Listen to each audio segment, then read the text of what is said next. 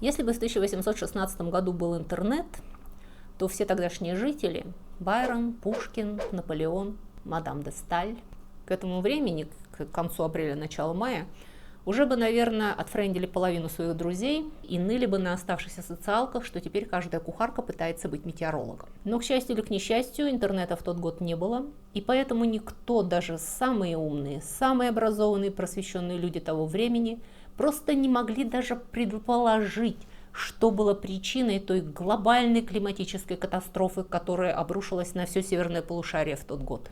Сегодня я расскажу о годе, когда в северном полушарии не было лета.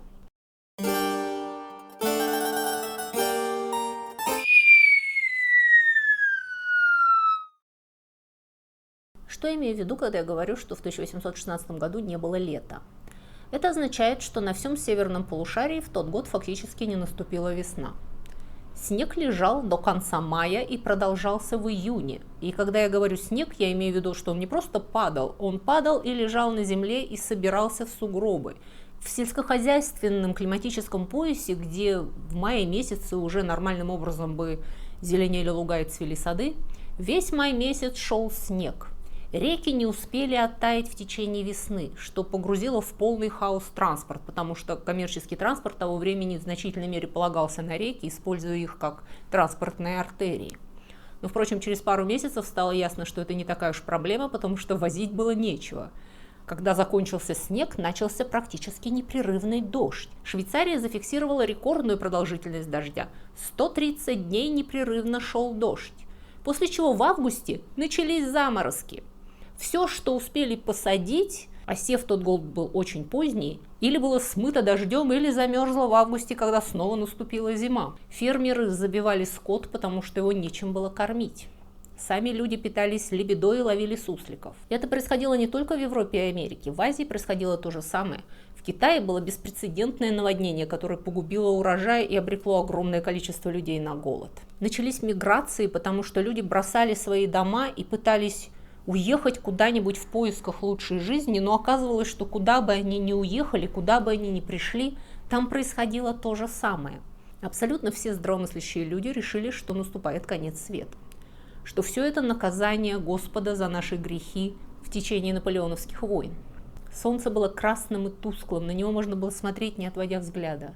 Можно было невооруженным взглядом на солнце видеть пятна, что заставило других умных людей предположить, что именно это было причиной похолодания. Солнце перегорает, солнце перестает светить, поэтому земля начинает замерзать. Абсолютно никто не мог предположить, что все эти катастрофы, июньский снег, летние дожди, холера в Индии, все это было вызвано извержением вулкана на острове в Индонезии весной прошлого года. 5 апреля 1815 года, за год до этого, на индонезийском острове Сумбава произошло извержение давно спящего вулкана Тамбора. На тот момент Тамбора был величественной горой высотой в 4200 метров, вокруг которого жило довольно много людей. И вот 5 апреля этот вулкан внезапно издал большой взрыв, и из него в небо начал бить столб огня и дыма. Этот взрыв, первоначальный взрыв, был такой силы, что его слышали на острове Ява за более чем 1000 километров оттуда. Тем не менее, большинство жителей острова не очень испугалось, то есть после первого испуга они решили, что все худшее позади, и вулкан так и будет теперь освещать им ночи, выбрасывая пламень в небо. И это было большой ошибкой, потому что жить им оставалось 5 дней. Вечером 10 апреля гора просто взорвалась. Этот взрыв фактически снес всю вершину горы. Треть горы исчезла. Образовался колоссальный кратер, который начал изливать кипящую лаву. И вверх, в небо из жерла вулкана поднялся огромный черный столб вулканического пепла и дыма. Этот столб поднялся на высоту 43 километра вверх. Ему понадобилось 3-4 часа, чтобы опасть вниз на склоны горы и превратиться в пирокластический поток. Пирокластический поток – это поток вулканического пепла, обломков пород и вулканического газа, который скатывается по склону горы, уничтожая все на своем пути, потому что эта масса разогрета выше 100 градусов Цельсия и движется со скоростью автомобиля. И пирокластический поток фактически превратил весь остров в то, что сейчас археологи называют азиатскими Помпеями. Все вокруг было погребено под слоем раскаленного вулканического пепла. И пепел продолжал падать на протяжении еще 2 недель.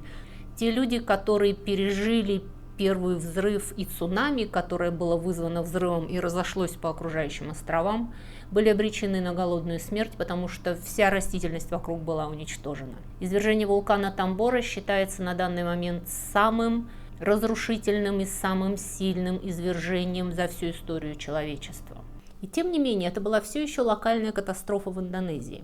Никто не знал, что она будет первой в цепочке событий, которая изменит климат на всем северном полушарии на следующий год.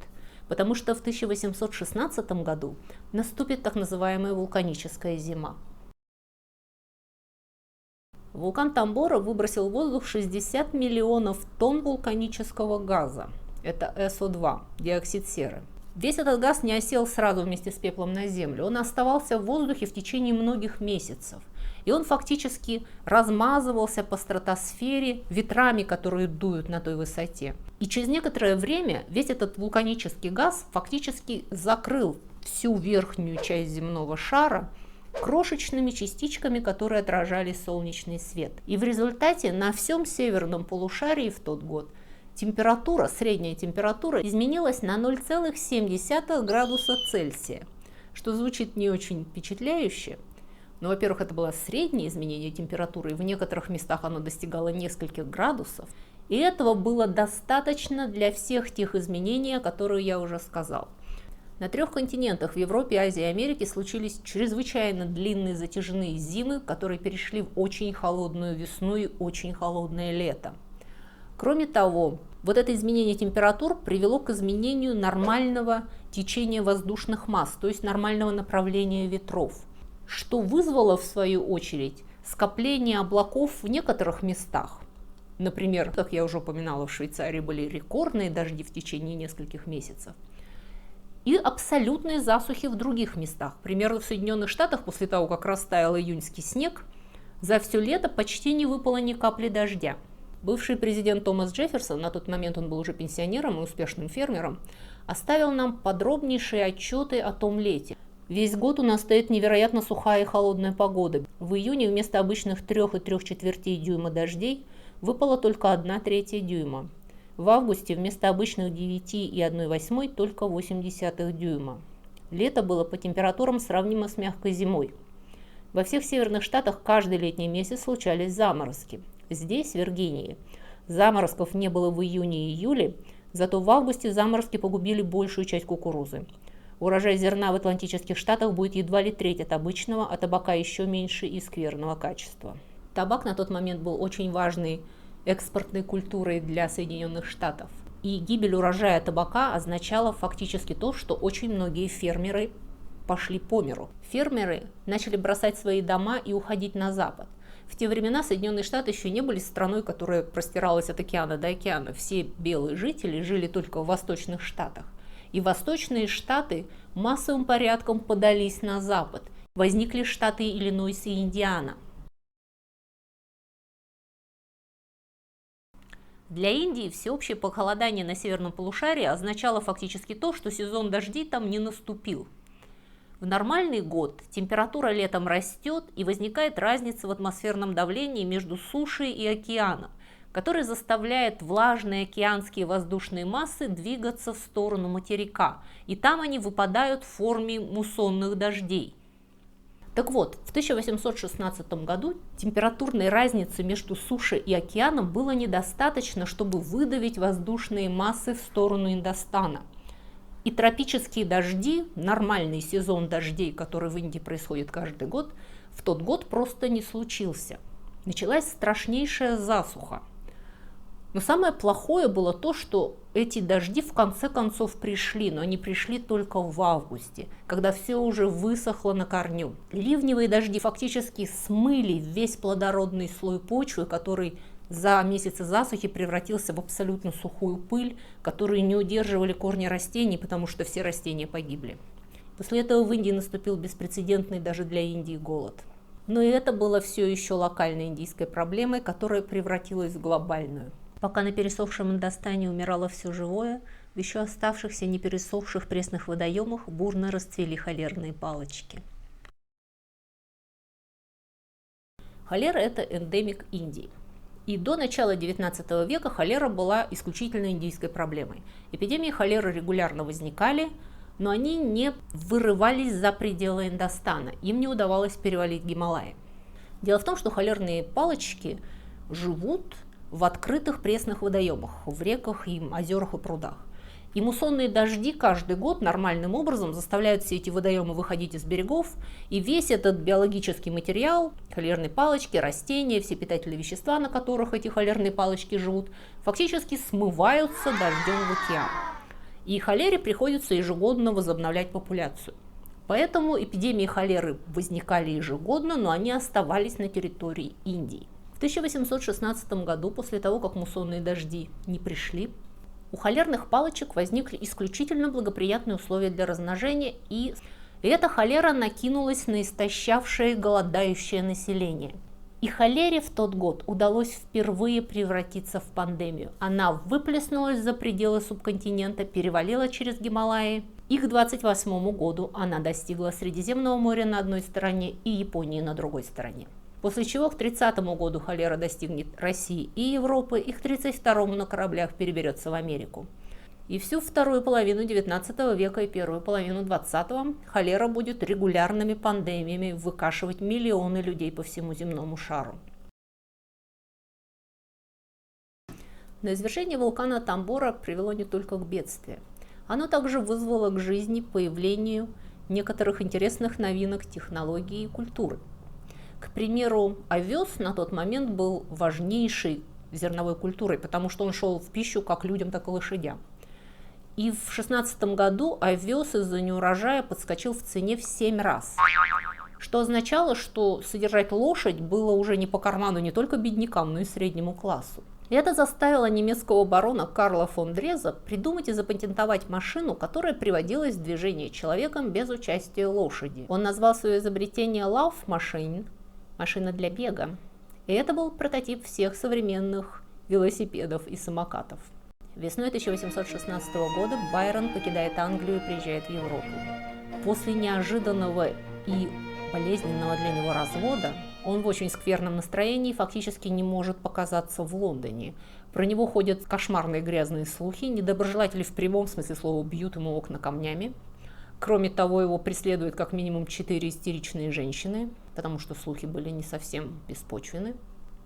И Байрон фактически спасается в Европе от всего этого скандала, надеясь в одиночестве, в глуши, рядом с Женевским озером, спокойно дописать третью песню Чайлд Гарольда. Но там ему на голову сваливается компания, состоящая из одной его случайной любовницы, от которой он надеялся избавиться, сбежав из Лондона, ее сводной сестры и бойфренда этой сестры. И если появление девиз Байрона исключительно раздражает, то этот молодой человек, которого они привезли с собой, он давно интересовал Байрона, потому что это был поэт Перси Биши Шелли. Байрон давно восхищался заочно его поэзией, и Шелли тоже ценил Байрона как поэта и надеялся с ним познакомиться. Поэтому между этими молодыми людьми мгновенно возникла горячая дружба. Они снимают 2 виллы по соседству на берегу Женевского озера. И они даже покупают лодку, чтобы вместе кататься по озеру по ночам, потому что кататься под луной по озеру, распевая дикие албанские песни, по всей видимости, это было самое подходящее времяпровождение для молодых поэтов-романтиков. Но, как вы уже знаете, погода в то лето не благоприятствовала слиянию с природой. Зарядили те самые знаменитые дожди, которые заперли всю компанию в 4 стенах. И после того, как все книги, привезенные из Женевы, были прочитаны и весь лауданум выпит, Байрон предложил заняться чем-нибудь более интересным. Поскольку все присутствующие, по крайней мере, мнили себя литераторами, включая личного врача Байрона, доктора Джона Полидори, то Байрон предложил, вместо того, чтобы читать книги, почему бы нам не написать каждому страшный рассказ про привидения. Сам Байрон уже начинал писать такую новеллу. Из своих путешествий на восток и в Южную Европу он привез легенду о вампирах, этих неумирающих мертвецах, которые пьют человеческую кровь. И Байрону пришла в голову интересная мысль. поместить такой старинный, архаичный персонаж в современный Лондон. И он начал писать рассказ, но забросил. По его разрешению доктор Полидори берет эту идею и полностью ее сам перерабатывает и заканчивает историю. И эта книга будет издана анонимно, но доктор Полидори активно муссировал слухи, что этот рассказ принадлежит перу Байрона. Байрон на тот момент был самым знаменитым литератором Европы, и поэтому книга разошлась очень хорошо. И фактически вампир Полидори стал родоначальником всего сабжанра историй о вампирах. Если бы не вампир Полидори, не было бы ни Дракулы Брэма Стокера, ни интервью с вампиром, ни Сумерек, ни сериала про True Blood. Всего вот этого жанра про романтичных кровососов не было бы и в помине. Но еще большее влияние на литературу и на культуру в целом окажет произведение, написанное одной из девушек. Ее звали Мэри Годвин, в тот год ей 19 лет, и в декабре она наконец-то выйдет замуж за своего бойфренда и станет Мэри Шелли. Так вот, Мэри сочинила совершенно оригинальную историю об ученом, который с помощью гальванического электричества оживляет тело, сшитое из кусков человеческих трупов. И этот монстр начинает бродить по миру в поисках любви и дружбы. Франкенштейн Мэри Шелли положит начало всему жанру научной фантастики. Кроме того, это будет классическое произведение в жанре готического хоррора и бесконечный источник вдохновения для костюмов на Хэллоуин. И это был рассказ о годе, когда не было лета. Извержение вулкана Тамбора оценивают в 7 баллов из возможных 8 по шкале вулканической активности. В 1991 году было извержение вулкана на Филиппинах, оно было в 6 баллов, и оно повлекло за собой глобальное падение температуры на 0,5 градуса Цельсия. То есть такие извержения вулканов случаются, хоть и очень редко. Извержение в 8 баллов будет означать извержение мегавулкана. Это то, чего ожидают от Йеллоустоуна, но этого, скорее всего, никогда не произойдет. Когда в 80-м году случилось гораздо менее сильное извержение вулкана Сен-Хелен, неподалеку отсюда, местный университет был закрыт, потому что все вокруг было засыпано вот таким слоем вулканического пепла и сохранились впечатляющие архивные видеозаписи. Но потом прошло несколько лет, и все окрестные поля начали давать совершенно уникальные урожаи зерновых, потому что вулканический пепел содержит в себе очень много микроэлементов, которые необходимы для питания растений. И это извержение вулкана, которое сначала засыпало пеплом всю округу и вызвало большие проблемы у местного населения, через несколько лет повлекло за собой повышение урожаев и то, что весь этот край стал зерновым центром Соединенных Штатов. На сегодня у меня все. Не забудьте подписаться на мой канал и поставить лайк, чтобы сказать YouTube, что вам нравится видео на такую тему, и он вам будет рекомендовать больше подобных видео. Не обязательно меня, но и других людей. Всего вам доброго. Спасибо за внимание. До свидания.